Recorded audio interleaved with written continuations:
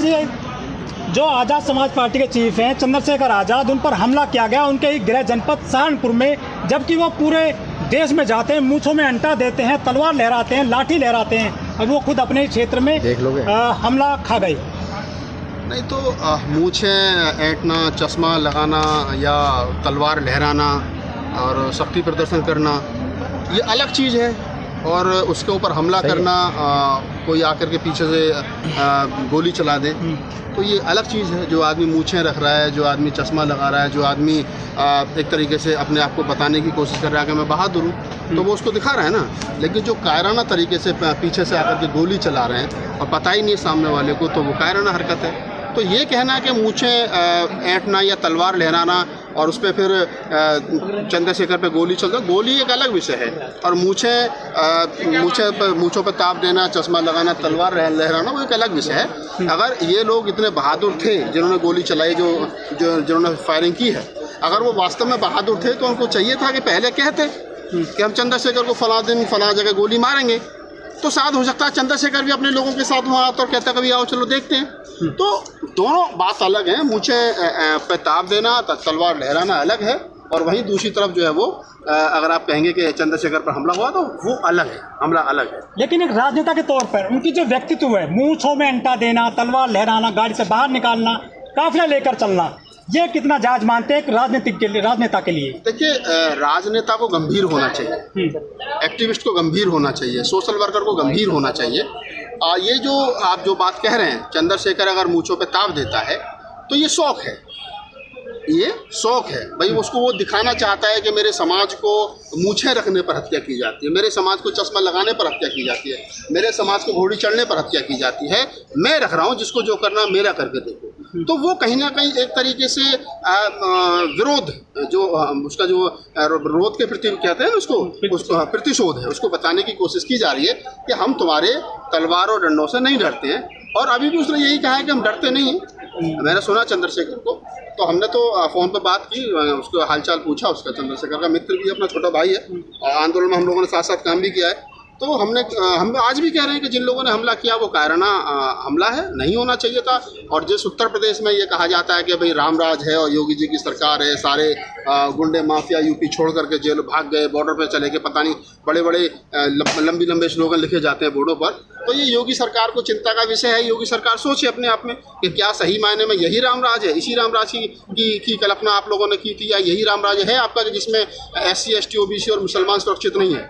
लेकिन सर, जो भीम आर्मी के चीफ हैं चंद्रशेखर आज़ाद, ये भीम आर्मी चलाते हैं, आर्मी से मतलब सुरक्षा करने वाले, खुद इन पे सुरक्षा मांग रहे हैं। अब ये कैसी भीम आर्मी है? अगर इस देश का सेना नायक जो होता है, सेना प्रमुख जो होता है, वो पूरे देश की सेना को चलाता है और देश की सेना जो वो देश की रक्षा करती है, लेकिन सेना प्रमुख भी अगर अपने ऑफिस से बाहर निकलता है तो उसकी सुरक्षा के लिए भी अंगरक्षक रखे सरकार तय करती है।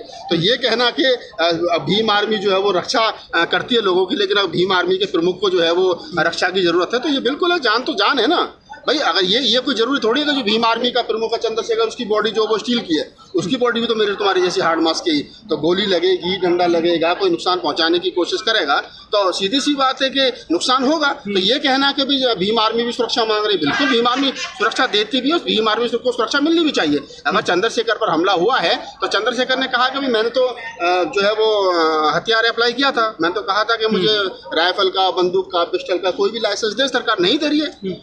और वो अपने अगर अंगरक्षक रखता है तो उस पर भी फिर बहुत सारी दिक्कतें होती हैं लोगों को। तो उसको चाहिए, सरकार को चाहिए कि उसके लिए अगर इस देश के अंदर कंगना रनौत को जेड सिक्योरिटी की सुरक्षा मिल सकती है तो वो तो कोई, मैं तो समझता हूँ बाबा को मिली हुई है, बाबा को बहुत सारे बाबाओं को मिली हुई है और बहुत सारे पुजारी पंडे पुजारियों को मिली हुई है। तो ऐसे में अगर आपको लगता है कि जो चंद्रशेखर देश भर में इस देश के 85% बहुजन समाज की आवाज़ को उठा रहा हो, बुलंद कर रहा हो, और उस पर जानलेवा हमला हो रहा तो सरकारों को चाहिए कि उसको सुरक्षा मुहैया करें। चंद्रशेखर पूरे देश में कहीं भी जाते हैं तो नारा लगते हैं कि शेर आया, शेर आया। और उस शेर को सहारनपुर में उसकी मांद में ही जो है हमला किया गया उस पर। तो क्या कुंदों को ये इनकी सुरक्षा जो मतलब ताकत थी? मैं क्या कह रहा हूँ आपको, आप इस चीज़ को समझिए। आपने कहा कि शेर आया, ठीक है, अच्छी बात है, ये युवाओं का जोश है, इस प्रकार के नारे लगते हैं कि देखो देखो कौन आया, शेर आया, शेर आया। तो ये सच्चाई है। और वो जिस प्रकार से गोली लगने के बाद में चंद्रशेखर भयभीत नहीं है और उसने कहा है कि मैं बिल्कुल भयभीत नहीं और अपने लोगों से कहता हूँ कि वो शांति बनाए रखें, तो यही एक बहादुर आदमी की पहचान है। वो चाहता तो हड़बड़ाहट में कुछ और भी बोल सकता था। कुछ लोग कह रहे हैं कि इनके गृह जनपद में हमला किया गया है, राजनीतिक षड्यंत्र हो सकता है। ये राजस्थान भी जाते हैं, उत्तर प्रदेश भी जाते हैं, वहाँ तो इन पर कोई हमला हुआ नहीं आज तक भी। नहीं, तो जो लोग ये कह रहे हैं कि गृह जनपद में हमला हुआ है और साजिश हो सकती है, तो वो पहले जांच हो रही है, पता चल जाएगा चंद्रशेखर ने खुद गोली चलवाई है या किसने चलाई है। और अगर ऐसा चंद्रशेखर ने खुद गोली चलवाई तो ऐसा कौन सा शूटर है, उसे तो हम भी मिलना चाहेंगे कि जो ऐसा एक्सपर्ट हो गया बिल्कुल मतलब 1 इंच इधर ना उधर बिल्कुल छू के ही निकल जाए और बाहर से गोली मारे, गोली जो है गाड़ी का खिड़की भी तोड़े और उसके बाद अंदर छू के भी निकल जाए, तो ये तो बड़ा कमाल का यार शूटर है। इतना ट्रेनिंग कहाँ से लिया शूटर को, तो भारत रत्न मिलना चाहिए। लेकिन जो चंद्रशेखर जी ने कहा है कि हमें जो ट्वीट नहीं किए हैं बहन जी और योगी जी, वो उनकी जो मांग की है उन्होंने ट्वीट की, क्या ऐसे मांगा जाता है समर्थन? नहीं, बहन जी को मैं तो मुझसे भी पहले सवाल पूछा बहुत सारे हमारे पत्रकार साथियों ने कि बहन जी ने ट्वीट नहीं किया है, अखिलेश ने किया और तमाम लोगों ने किया। तो मैं तो अभी भी कह रहा हूँ कि बहन जी को ट्वीट करना चाहिए। ये जो बिखराव हो रहा है बहन जी और चंद्रशेखर के बीच में, आज 11 बजे बहन जी की पीसी थी, क्या कहा है उन्होंने पता नहीं अभी, तो हो सकता है उन्होंने कुछ कहा हो, नहीं कहा तो बोलना चाहिए। देखिए मैं एक बात जानता हूँ कि अगर आप सही मायने में अम्बेडकरवादी हो, अगर आप बुद्धवादी फूलेवादी हो, अगर आप फूले अम्बेडकरी आंदोलन पर काम करने वाले लोग हो, तो मैं समझता हूँ कि यहाँ से 4000 किलोमीटर की दूरी पर भी अगर किसी फूले अम्बेडकरी आंदोलन के योद्धा को कोई गोली लगती है या उसको कोई नुकसान पहुँचता है, तो मेरी एक जिम्मेदारी बनती है कि इंसानियत और मानवता के नाते मैं राजी खुशी लूँ। अगर बहन जी सुषमा स्वराज की डेथ पर, कल्याण सिंह जी की डेथ पर और अटल बिहारी वाजपेयी जी की डेथ पर ट्वीट करती हैं या उनके कुछ बात होती है तो ट्वीट करती हैं, वहाँ जाती हैं, गई भी बहन जी सुषमा स्वराज जी की डेथ के बाद में गई वहाँ, वो फूलों का वो लेकर के गोल वाला जो होता है वो गुलदस्ता नहीं कहते उसको, कुछ और कहते हैं, वो टायर टाइप का जो होता है, तो वो लेकर के बहन जी वहाँ गई थी। तो बहन जी वहाँ जा रही हैं तो कम से कम ये तो तुम्हारे समाज का बच्चा है, तो उम्मीद की। जो खाट में आग लगाता है नीचे से, क्या ये खाट में तो आग लगाता है बहन जी के नीचे से? खाट में था, खाट में नीचे से आग लगाता है ये पॉलिटिकली नुकसान करता है। तो बीएसपी को देखिए कोई नुकसान, तो दुश्मन को क्यों करेगा ट्वीट? अच्छा तो बीजेपी वाले दोस्त हैं, जो बीजेपी वाले हमारे समाज को रोज, आरएसएस वाले हमारे समाज को रोज कमजोर और प्रताड़ित कर रहे हैं, वो फिर आपके दोस्त हैं। इसका मतलब जिनके जीने मरने पर आप जा रहे हैं, जिनके लिए जन्मदिन की बधाई दे रहे हैं आप, मोदी जी के लिए अगर बहन जी जन्मदिन की बधाई देती हैं, उनकी बधाई देती हैं, प्रधानमंत्री हैं वो, तो चंद्रशेखर क्या है? ये क्या है? ये कौन क्या है? समाज का योद्धा। 96 लोगों में मुकदमा दर्ज करा रखा हरियाणा में इन्होंने। किसने? रविदास वाले मंदिर वाले मैटर में। तो कितने लोग घर जाते हैं? ये कौन?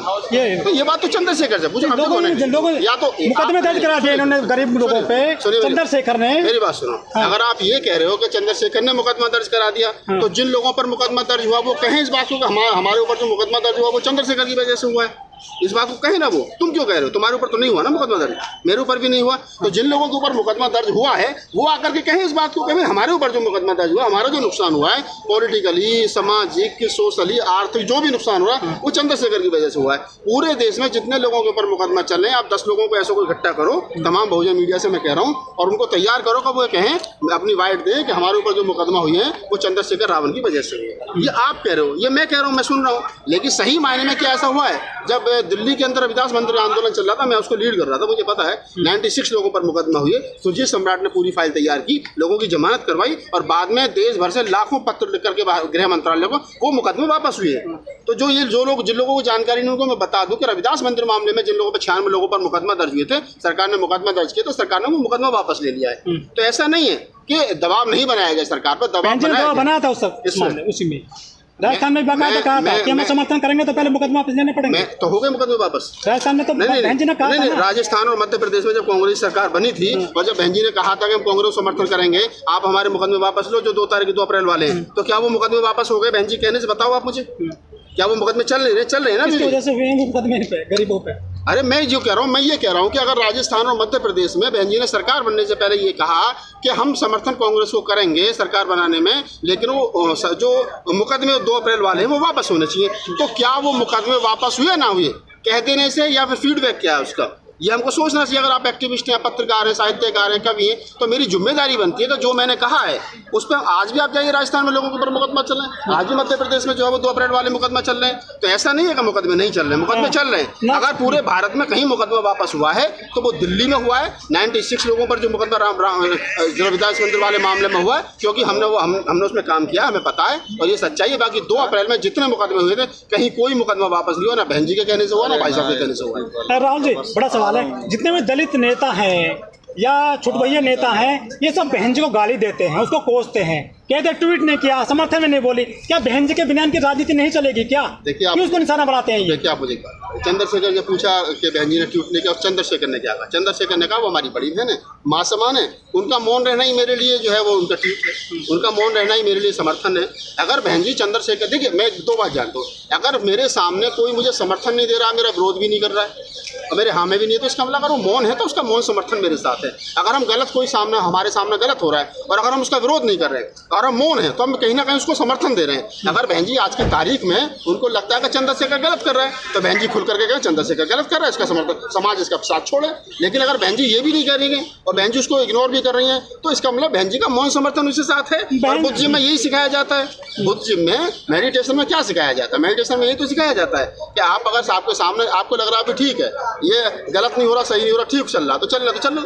बहन जी के भाई गुजरे जब ट्वीट नहीं किया चंद्रशेखर ने, माँ गुजरे तब नहीं किया, पिता गुजरे जब ट्वीट नहीं किया, ये कैसा मतलब अपेक्षा कर सकते हैं फिर बहन जी से? देखिए बहन जी, मुझे नहीं पता चंद्रशेखर ने ट्वीट किया नहीं किया, मैं चंद्रशेखर का कोई प्रवक्ता तो हूँ नहीं, मैं एक सामाजिक कार्यकर्ता हूँ, एक पत्रकार हूँ, साहित्यकार हूँ, और उसी नाते मैं ये कह रहा हूँ कि बहन जी हो, कल को बहन जी के साथ कोई दिक्कत होगी हम तो तब भी खड़े होंगे, चंद्रशेखर के साथ दिक्कत हो रही है तो तब भी खड़े।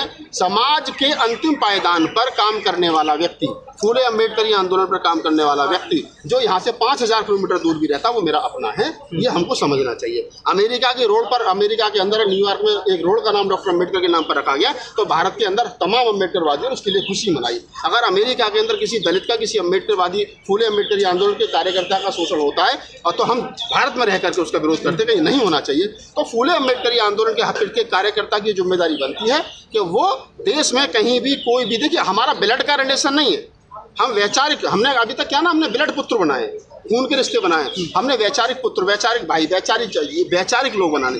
तो मैं कह रहा हूँ कि मेरी वैचारिकी का आदमी अगर मुल्क भर में कहीं है तो वो मेरा है और मैं उसका समर्थन करता हूँ। लेकिन राजनीतिक जो शक्ति है वो तो आपकी छिन भिन्न हो रही है, मनुवादी मीडिया पूरा मजा ले रही है, राजनीतिक पार्टियां हंस रही हैं आप पर कि बहुजन बिखर गया आपस में। हाँ तो बिखरा तो मजा ले रही है, मैं कौन सा वो कौन सा गलत करें? जब आप इकट्ठा हो जाओ तो मजा नहीं लेंगे, मजा भी तो आप ही दे रहे हो। अगर आज क्या नाम है तमाम लोग कह रहे हैं कि बहुजन शक्तियाँ छिन्न भिन्न हुई हैं और बहुजन समाज की जो कि राजनीति पर या अन्य किसी मामले पर लोग मजा ले रहे हैं, तो ये सच्चाई है, आपने वो मौका दिया है ना।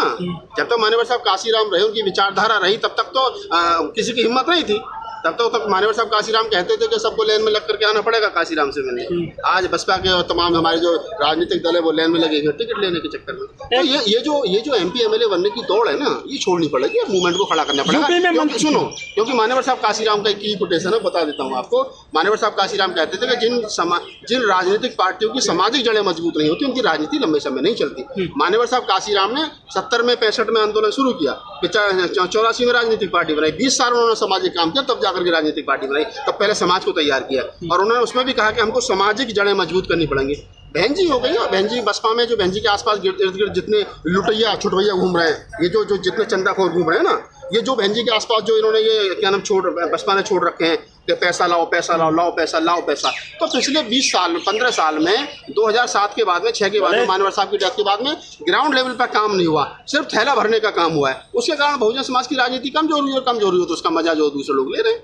ठीक है सर, उसको बोल दो उस पर उज्जवल यादव पे।